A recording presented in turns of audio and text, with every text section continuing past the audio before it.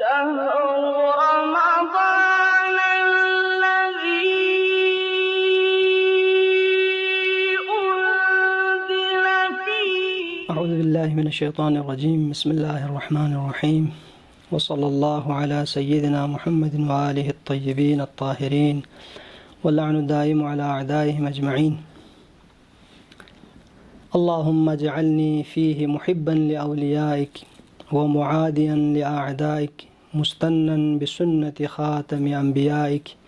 یا عاصم قلوب النبیین۔ خداوند متعال کی درگاہ میں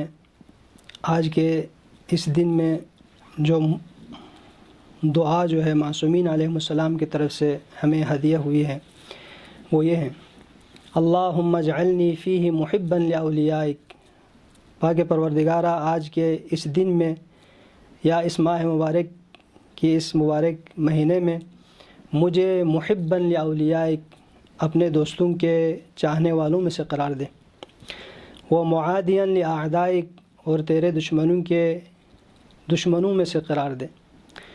مستنن بسنتی خاتم انبیائک، تیرے خاتم الانبیاء کے سنت پر عمل کرنے والوں میں سے قرار دے، یا عاصم قلوب النبیین، اے قلوب نبیین کے نگہبان۔ اس دعا میں جو ہے ہم تین اہم چیزوں کو خدا کی درگاہ سے درخواست کرتے ہیں۔ پہلی درخواست یہ ہے کہ خدایا، اس مہینے میں یا آج کے اس دن میں ہم کو اپنے اولیاء کا محب اور دوستدار قرار دے دیں۔ دوستی اور محبت ایک ایسی چیز ہے جو مکتب اہل بیت علیہ السلام، مکتب اسلام میں اس کے اوپر بہت زیادہ زور دیا گیا ہے۔ در واقع تمام اعمال جس کو ہم اپنے جسم اور بدن کے ذریعے سے انجام دیتے ہیں، یہ تمام اعمال کی انتہا محبت، جب تک محبت اور الفت اور دوستی کے اوپر نہ ہو جائے، ان اعمال کی کوئی خاص اہمیت اسلام کے نظر میں نہیں ہے۔ لذا دوستی اور محبت روح کی حیثیت رکھتی ہیں تمام اعمال کے اندر۔ اگر یہ روح موجود ہیں تو یہ عمل جو ہے آپ کو خدا تک پہنچا دیتا ہے، لیکن یہ روح اگر اس عمل میں موجود نہ ہو تو یہ روح سے خالی عبادت جو ہے خدا کی درگاہ میں قابل قبول نہیں ہے۔ تو خدا کی درگاہ میں ہماری پہلی درخواست ہماری یہ ہے کہ خدایا اپنے اولیاء کے محبین میں سے، دوستداروں میں سے ہمیں قرار دے دیں۔ خدا کے اولیاء کون ہیں؟ خدا کے ولی کون ہیں؟ خدا کے دوست کون ہیں؟ تو اس کا سب سے بڑا مصداق اور اتم اور اکمل مصداق ذوات مقدسہ محمد و آل محمد ہیں۔ در واقع ہم محمد و آل محمد کی محبت کو اپنے دل میں بڑھانے کا تقاضا کرتے ہیں خدا کی درگاہ سے۔ چنانچہ خداوند متعال نے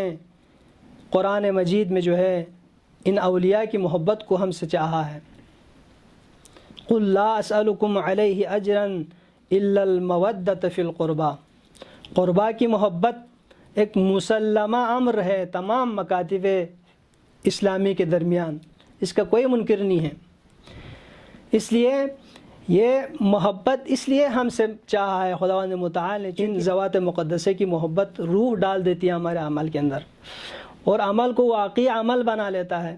اور خدا تک پہنچانے کا واقعی وسیلہ قرار دیتا ہے۔ یہ روزے، یہ نمازیں فقط گرسنگی اور تشنہ اور بھوکا رکھنے کا نام نہیں ہے۔ اس روزے کے اندر بھی اگر محمد و آل محمد کی ولایت اگر نہیں ہے تو پھر یہ عمل جو ہے کسی نتیجے تک نہیں پہنچا سکتا۔ دوسری چیز جو خداوند متعال کی درگاہ سے درخواست کرتا ہے آج کے دن میں، وہ یہ ہے کہ وہ معادیا لأعدائک۔ پاک پروردگارہ، جس طرح خداوند متعال کہ اولیاء سے، تیرے اولیاء سے محبت کا ہم تقاضا کرتے ہیں، تیرے دشمنوں کی نسبت میں ہم عداوت اور بغض اور کینے کو بھی ہم تقاضا کرتے ہیں۔ یعنی واقعاً یہ کینہ مقدس جس کو آپ کہتے ہیں، جس طرح یہ محبت مقدس ہے اولیاء کی نسبت میں، یہ عداوت بھی مقدس ہے، اس لیے کہ ایک فطری امر ہے، انسان کی فطرت کا تقاضا ہے کہ جب کسی کو چاہتا ہے تو اس کو چاہنے کے علاوہ اس کے دشمن سے دوری اختیار کر لے، اس سے عداوت اور دشمنی اختیار کر لے۔ اگر کوئی شخص اہل بیت سے محبت کرتا ہو، اولیاء الہی سے محبت کرتا ہو، در عین حال ان کے دشمنوں سے بھی محبت کرتا ہو، یا ان کے دشمنوں کی نسبت میں اس کے دل میں بغض نہ ہو، تو پھر یہ محبت کامل نہیں ہے۔ بہت ساری احادیث سے یہ استفادہ ہوتا ہے کہ وہ محبت دروغی ہے، جھوٹی دعویٰ ہے وہ محبت والی دعویٰ کہ جس میں ان کی دشمنوں کی نسبت میں عداوت اور دشمنی کا جذبہ موجود نہ ہو، جس کو ہم توری اور تولی سے تعبیر کرتے ہیں عوامی اصطلاح میں، یعنی تولا و تورا۔ یہ کہ ارکان دین ہیں، فروع دین میں سے ہیں، نہ فقط فروع بلکہ تمام فروعات کو روح دینے والی چیز محبت ہے، اولیاء الہی، اور عداوت اور دشمنی اعداء الہی ہیں۔ تو یہ بہت اہم پہلو ہے، دونوں کو جمع کرنا، دونوں کو ساتھ رکھنا۔ دیکھیں ہمارے مکتب اہل بیت کا یہی امتیاز ہے۔ کون ہے کہ جو اہل بیت سے یعنی محبت نہ کرتا ہو؟ جس نے اہل بیت کو کسی حد تک سمجھ لیا وہ اہل بیت کے عاشق ہو گئے۔ کوئی آزاد انسان، کوئی سلیم الفطرہ انسان جو ہے، ایسا آپ کو نہیں ملے گا کہ جو اہل بیت کے زندگی سے کسی حد تک آشنائی رکھتا ہو، ان کے زندگی کا مطالعہ رکھتا ہو، اسلام میں ان کی جائگاہ اور ان کی قدر و مقام کا کسی حد تک اس کو علم ہو، لیکن اس کے باوجود ان کی محبت اس کے دل میں نہ ہو۔ یہ اصلا ممکن نہیں ہے، یہ فطرت کے خلاف ہے۔ اس لیے مکتب اہل بیت کا طرۂ امتیاز یہ ہے کہ محبت کے ساتھ ساتھ ان کے دشمنوں کی نسبت میں عداوت کا حکم بھی موجود ہے، تولی کے ساتھ توری کو بھی جمع کیا ہوا ہے۔ ایک بہت خوبصورت حدیث کے اندر جو ہے امیر المؤمنین علیہ السلام اس حوالے سے، یعنی تولی اور توری کو دونوں ساتھ ہونے کی اہمیت کے حوالے سے فرماتے ہیں۔ ایک شخص آپ کی خدمت میں آئے اور آ کے عرض کیا، یا امیر المؤمنین انی احبک، میں آپ کو دوست رکھتا ہوں، میں آپ سے محبت کرتا ہوں، و احب فلانا، آپ کے ساتھ ساتھ فلان شخص کو بھی دوست رکھتا ہوں،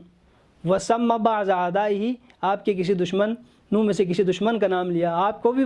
چاہتا ہوں، آپ سے بھی محبت رکھتا ہوں، لیکن اس کے ساتھ ساتھ فلانی جو آپ کا دشمن ہیں اس کو بھی چاہتا ہوں۔ اس وقت امیر المومنین نے ایک عجیب ظرافت پر مبتنی ایک جملہ فرمایا کہ اما الآن فانت اعور فاما ان تعمی واما ان تبصر۔ بہت عجیب جملہ ہے واقعاً، اس شخص کے حوالے سے فرمایا اس وقت تمہاری حالت یہ ہے کہ تم کانے کی طرح ہو، یعنی تمہاری ایک آنکھ کھلی ہے تو تمہاری دوسری آنکھ نابینا ہے، اندھی ہے، لیکن یہ حالت ہمیشہ باقی نہیں رہے گی۔ دنیا سے جاتے جاتے یا تمہاری دونوں آنکھیں کھل جائے گی اور ہماری محبت کے ساتھ ساتھ ہمارے دشمنوں کی نسبت میں بغض عداوت بھی تمہارے دل میں آ جائے گی اور تم کامل الایمان ہو کر دنیا سے چلا جائے گا، یا یہ کہ تمہاری ایک آنکھ جو کھلی آنکھ ہے وہ بھی بند ہو جائے گی، وہ بھی اندھی ہو جائے گی، اور نتیجتاً جو ہے تم دنیا سے جاتے جاتے ہمارے دشمن بن کے چلے جائیں گے اور تم اپنے ایمان کو کھو کے اس دنیا سے چلا جائے گا۔ تو تولی اور توری، تورا اور تولا کے باہمی ارتباط کے حوالے سے یہ بہت پیارا جملہ اور دقیق علمی جملہ ہے،